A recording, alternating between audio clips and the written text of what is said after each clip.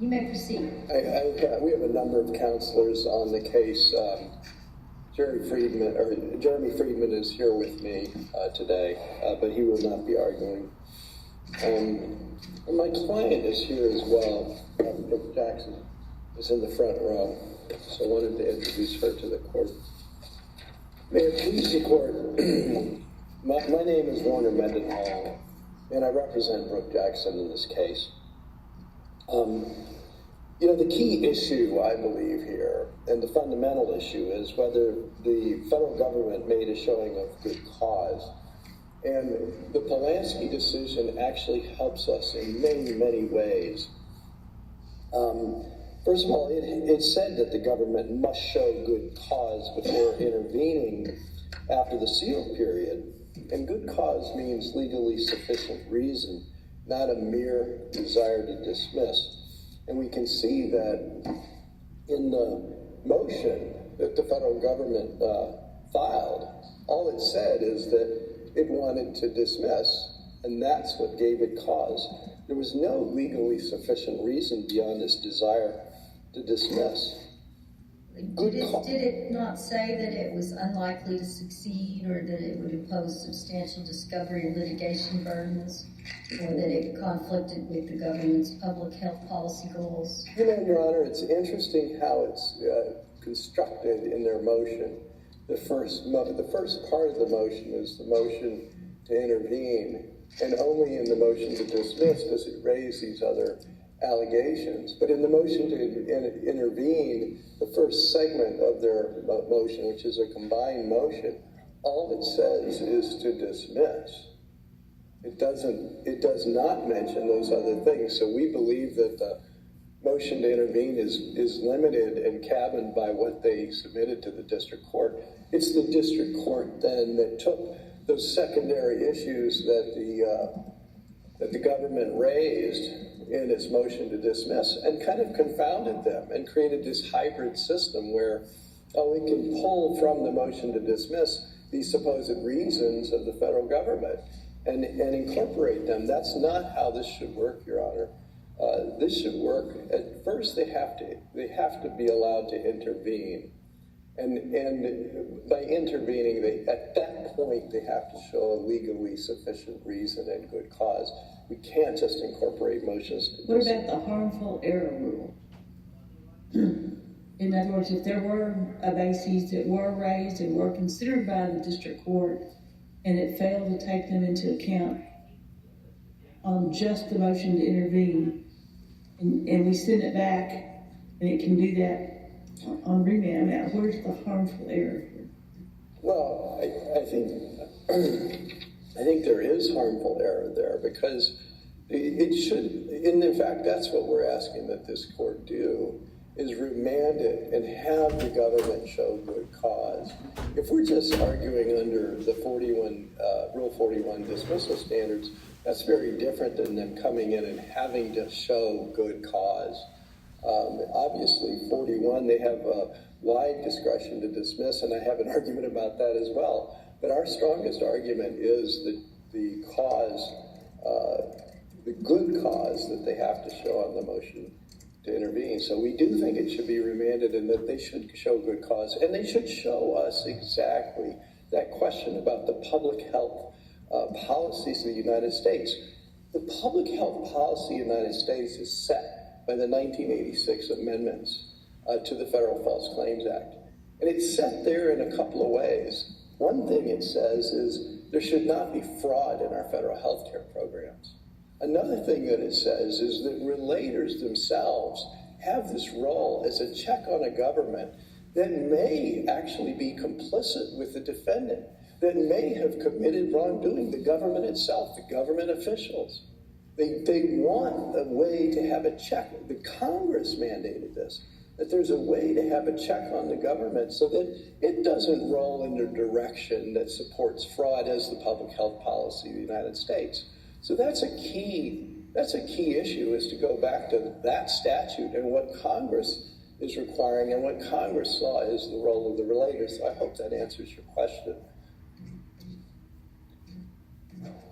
In all of the government's cases, that there was a motion to intervene. There were reasons. There was good cause in every single one that they submitted in their pleading. Under Brutus Trading, they said in Brutus that the factual allegations in that case were not supported. Our facts are extensively supported.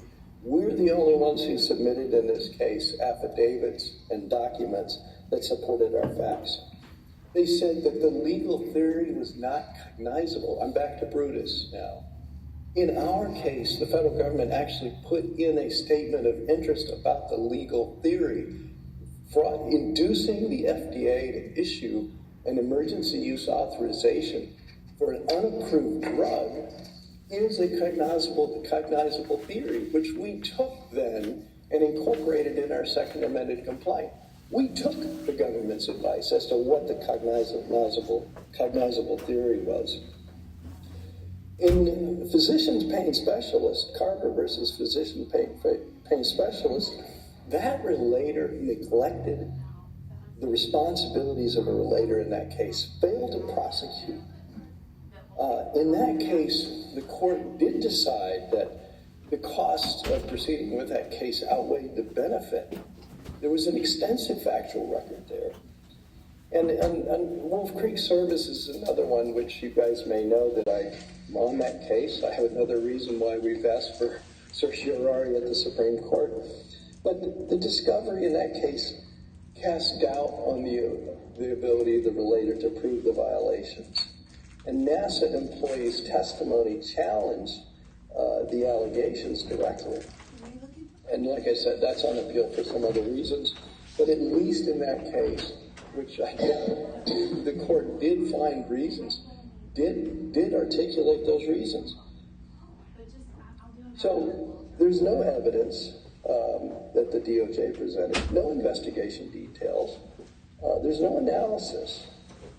And all the cases, they said, have these factual showings. Now, furthermore, moving on to Rule 24, Polanski is very clear, and I think supports our contention, that just because a case is filed under the False Claims Act doesn't mean the federal rules don't apply. In fact, Polanski specifically says that the federal rules apply. And under Rule 24, it requires consideration of prejudice to the original parties. There was none of that given by the district court here. And one of the cases that we cite, Drennan versus Fresenius, invites reference to Rule 24 and the body of case law that accompanies it. So there are many cross-references to the rules in Polanski. It's clear that unless Congress says specifically the rule doesn't apply, that the federal rules generally apply to all civil cases in federal court. So the district court legally erred in holding that Rule 24 doesn't apply. Do we examine both stages of the intervention rulings? I'm sorry? Do we examine both stages of the intervention rulings, the prior decline and then the later grant for the purpose of dismissal? Do we look at it at both times? Well, I don't think that's necessary here. I mean, certainly, I'm sorry, Your Honors. I'm a little under the weather myself. While the case is under seal, I do believe that the government has really a pretty much unfettered right to dismiss under 41A. It's under seal. There's no answer. They're considering the case. That's the time for them to do it. But when they come in the later intervention, there's a much higher bar, a much higher threshold. This case began with whistleblowing that started in September of 2020. And the case was filed in January of 2021. Here we are. We're almost 5 years later. And I know one of the issues might be, well, you haven't even engaged in discovery yet. Well, this case is unique in that sense. There have been a vast army of citizen researchers and scientists that have pored over these documents. We've spent hundreds, maybe thousands of hours researching all of the releases of documents, in fact. And that goes to another issue of the discovery burden. There has been so much now that has been forced out of Pfizer through the FOIA requests and other things that we now have a very good picture of everything that is happening. We know that more people died in the vaccine arm in this clinical trial than died in the placebo arm. We know that roughly versus half that were not. So we already can see where the frauds that we alleged in our complaint are playing out in the actual documents. So we think that the only thing that happened, frankly, is that the changed circumstance was a political decision by the past administration, frankly, because the information keeps coming out of how bad these shots were, that they didn't prevent COVID, that they're causing a lot of damage and injury. Is that a legitimate? Can they pursue a political? Is that the same thing as public health? Is that a legitimate reason? No, in fact, it isn't, and that's kind of skipping along into our argument a little bit, but their political stance has caused them actually to intervene, to dismiss, to suppress our client's First Amendment right to access the courts, to vindicate what she learned while she worked at Pfizer. But why isn't it the government's right? Well, the government has a right. Choose its own, whether it wishes to pursue or whether it sees a benefit and not, whether it's political or public health or however you wish to characterize it.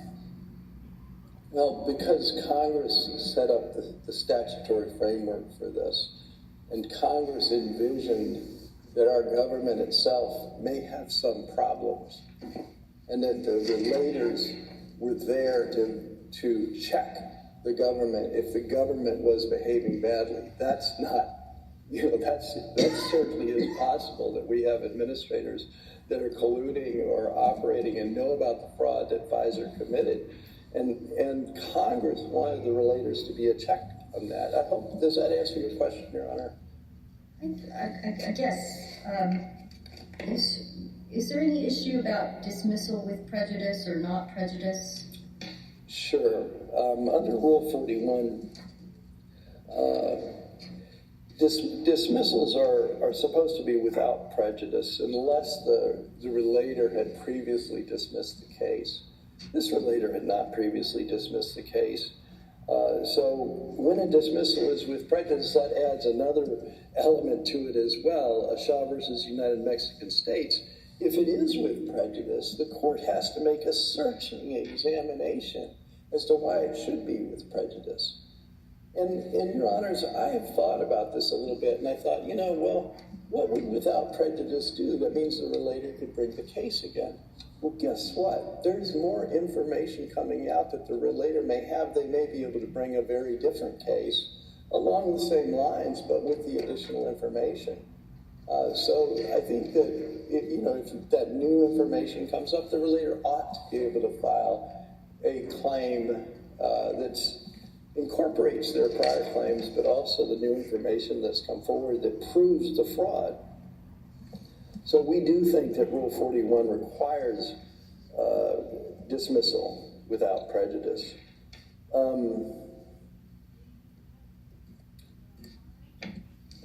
And we think that violates Rule 41's plain terms.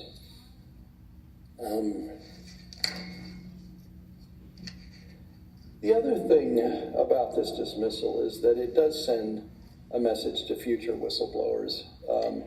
If fraud involves government complicity, don't bother reporting it. And this eviscerates the 1986 amendments. Briefly, before I run out of time, I'm going to skip over the constitutional issues, but I do want to talk about my client's firing. The timing was very suspicious. She was terminated after she got Ventavia to have an enrollment pause because of problems that she identified and that they actually recognized. Then she made a report to the FDA. 6 hours later, she was walked off the job. And the next day, guess what? They started enrolling again. That pause was supposed to continue. They undid the pause. Now they got the troublemaker out of the way who's showing that we're committing fraud. Oh, we can start it right back up as soon as she's gone. So I think that they were very aware of the FDA audit risks that she pointed out. The timing of the termination is very suspicious. They said she was not a good fit. Well, I bet she wasn't.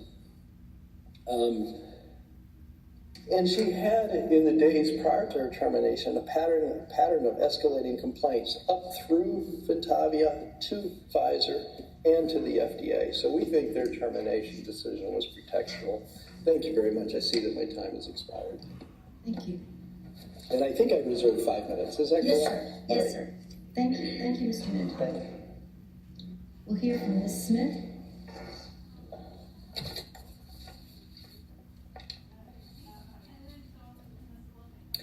May it please the court, Sarah Smith on behalf of the government. The district court did not abuse its discretion when it granted the government's motion to intervene and dismiss Relator's key TAM claims. As to intervention, the district court correctly determined that the government's desire to dismiss itself constitutes good cause. The government has good cause to intervene whenever it determines that its interests would not be served by the relator continuing to litigate claims on its behalf. As to dismissal, the court correctly applied the standards set out in Polanski. Polanski, the court explained that the rules governing voluntary dismissal from Rule 41A apply, and how that shakes out depends on whether or not an answer has been filed in the case. But as in this case, where the government moves to dismiss before an answer is filed, the court has no adjudicatory role and the motion must be granted. If the court has questions, I'm happy to answer them, but otherwise the government's content to rest on its brief. Should it have been dismissed without prejudice? No, so Rule 41 does not set out a rule that voluntary dismissals must be without prejudice. What it says is, if the order does not say otherwise, then the dismissal is without prejudice. And here, the district court's order was clear that it was with prejudice as to the relator. And this court, earlier this year in its Vanderlyn decision, construed the dismissal with prejudice, and it said that that was essential for it to have appellate jurisdiction, because typically this court wouldn't have jurisdiction to review a voluntary dismissal. And so I think that that has to be the right answer, because otherwise what would happen is, relator would go down back to the district court, would again file a complaint, the government would presumably again move to intervene and dismiss, the government or the district court would grant it.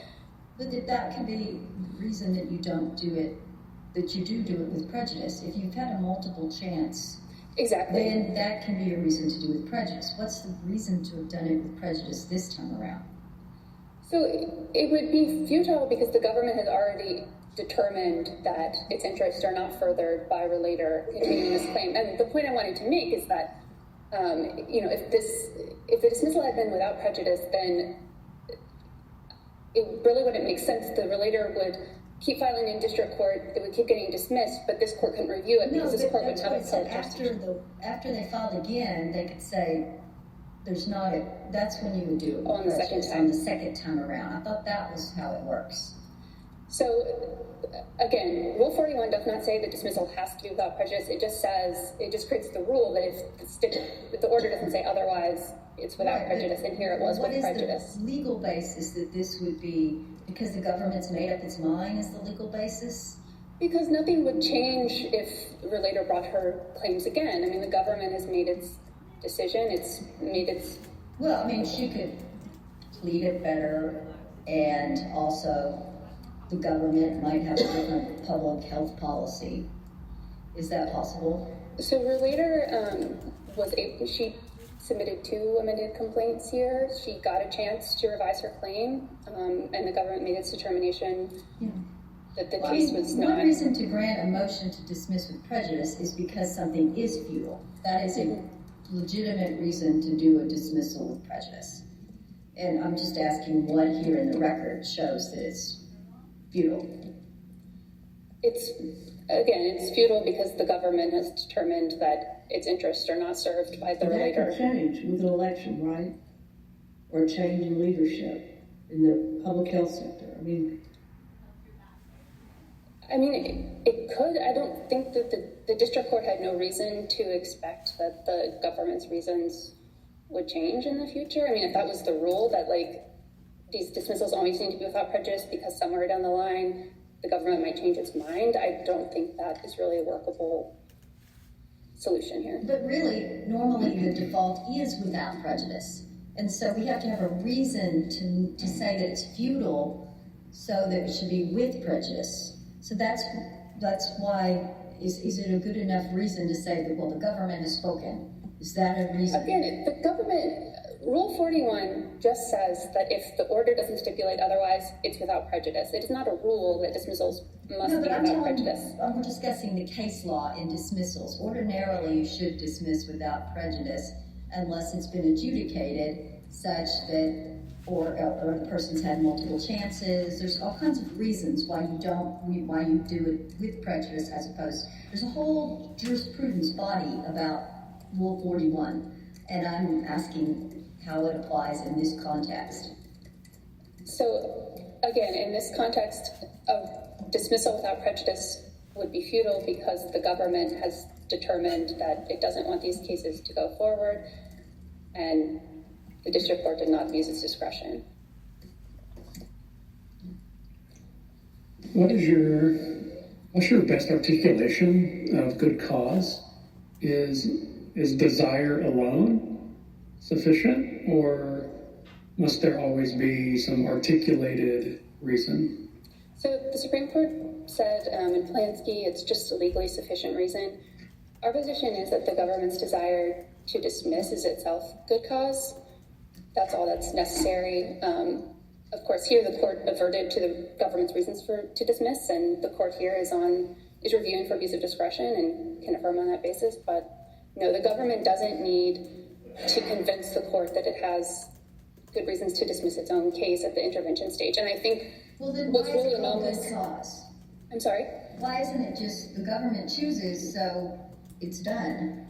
If it can be for any reason, in answer to Judge Willett's question, then why is it called good cause? That sounds like that's a standard where you have to reach a certain goal. And you're saying, no, there's no goal, it's just the government's prerogative. There might be other cases where the government wants to intervene for different reasons, where good cause might or might not be shown. I'm not trying to say anything about, I'm not trying to say that just whenever the government wants to intervene, that's enough. I thought that's what you just said. Where the government wants to intervene to exercise its statutory right to dismiss the claims brought in its name, that is good cause. So automatically, if the government wants to dismiss, they've demonstrated good cause. They have. And what case says that? No case has said that because before Polanski, the government didn't typically intervene in these cases before dismissing. It didn't think it had to.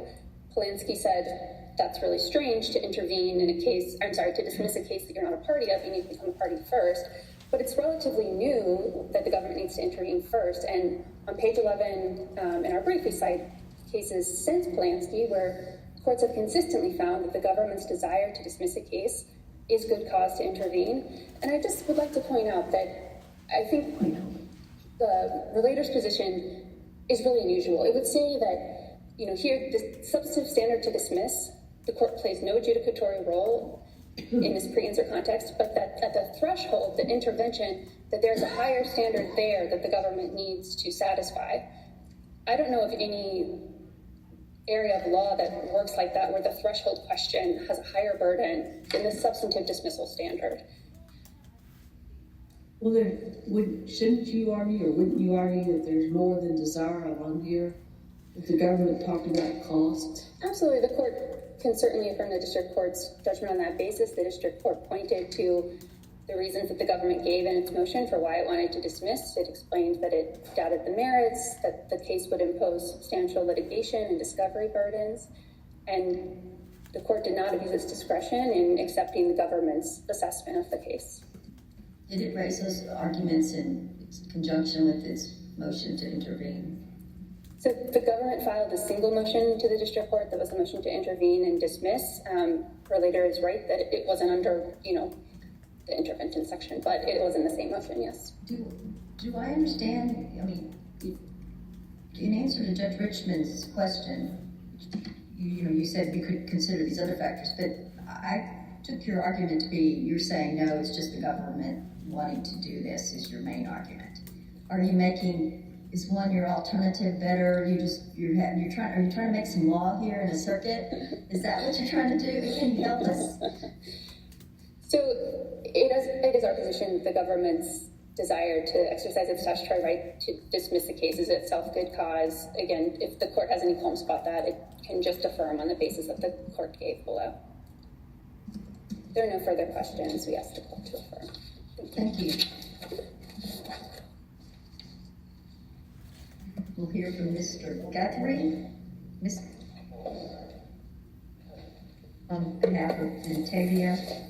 Is that how you say it? I say Ventavia, you say Ventavia, we'll get to the same place, Okay, Your go Honor. ahead. May it please the court, I'm Andrew Guthrie, and I'm here for Ventavia. And I'm here to address the retaliation claim, because that claim was brought against my client alone, and it was dismissed by the district court for a slightly different reason. It was dismissed on the merits under Rule 12b-6, not just because of the government's motion.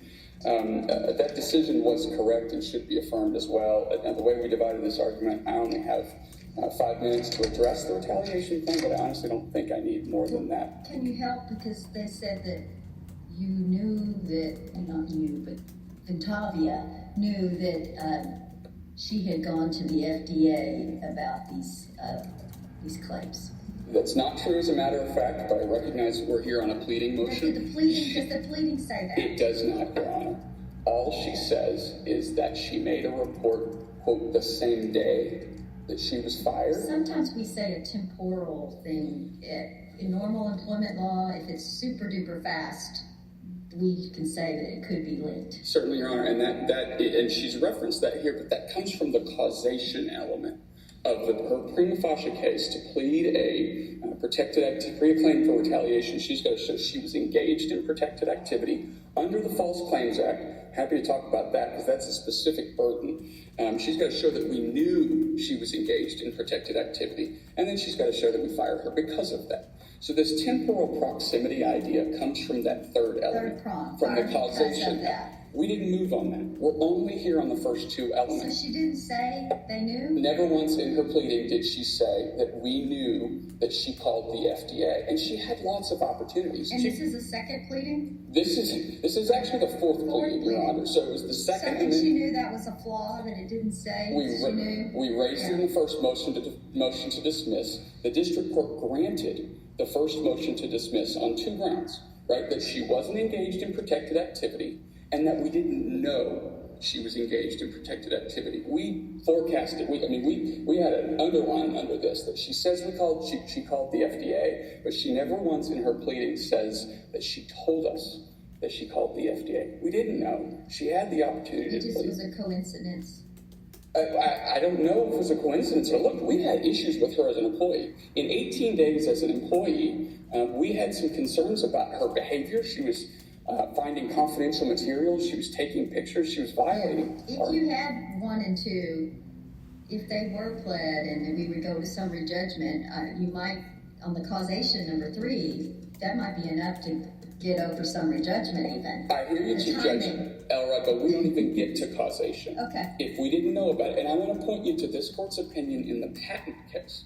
Because what Patton says is, when we're talking about FCA retaliation, it's a very specific statute that says it only protects an employee who is engaged in protected activity under the False Claims Act. And what does that mean? You have to be reporting false claims for government payment. This is not about criticizing business practices. I understand that argument. And so all I'm saying, Chief Judge Elrod, is that in order for to meet her prima facie burden for the FCA retaliation provision, we, her employer, have to know that she is engaged in protected activity under the False Claims Act. And we didn't know that because she didn't say it. And also she didn't engage in protected activities under the False Claims Act according to what she pled. That's exactly right. Her position. Because what she was talking about, she was saying to us, I'm concerned we're not following the clinical trial protocol.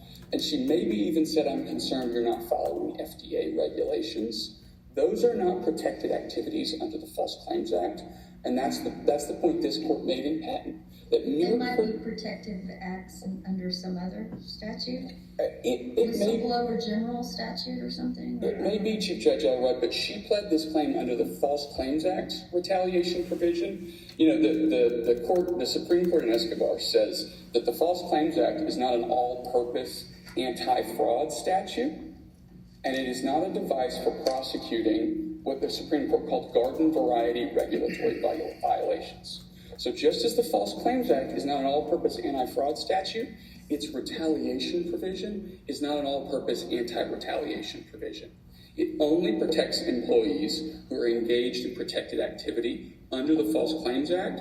And so these allegations failed for the same reasons as those this court addressed in Patton, in Robertson, and most recently in the Toledo versus HCA case. Is your rule, is it categorical, or is there any scenario where a quality control complaint in a clinical trial could constitute FCA protected activity?